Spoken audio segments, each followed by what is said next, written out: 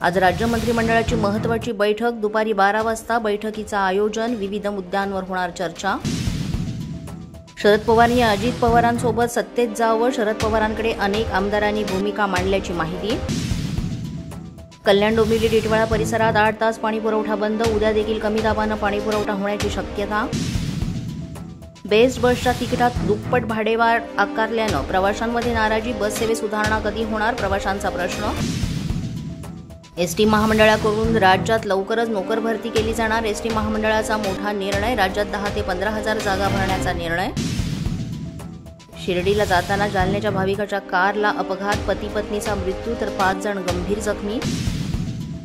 राज्यातील अनेक जिल्ह्यांना अवकाळी पावसानं झोडपलं, विजांच्या कडकडाटांसह वादळी वाऱ्यानं सर्वत्र धुमाकूळ, बीड, छत्रपती संभाजीनगर, हिंगोली, नाशिक, लातूर आणि रायगडमध्ये मोठं नुकसान।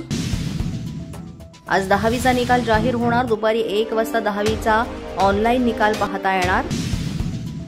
जळगावच्या सराफा बाजारात सोन्याच्या दरात मोठी घट, सोन्याचा दर 93,800 रुपयांवर, मागील 48 तासात सोनं 2,800 रुपयांनी घसरलं, ग्राहकांना मिळाला मोठा दिलासा। मुंबई, ठाणे आणि पालघरमध्ये वादळी वाऱ्यासह पावसाची शक्यता, राज्यातील अनेक भागात पुढील 3 ते 4 दिवस वादळी वाऱ्यासह पावसाचा अंदाज। अशाच नवनवीन आणि ताज्या घडामोडी पाहण्यासाठी पोलीस माझा न्यूजच्या चॅनलला सबस्क्राईब करा। आमचं फेसबुक, ट्विटर आणि इंस्टाग्राम पेज आहे ते सुद्धा फॉलो करा।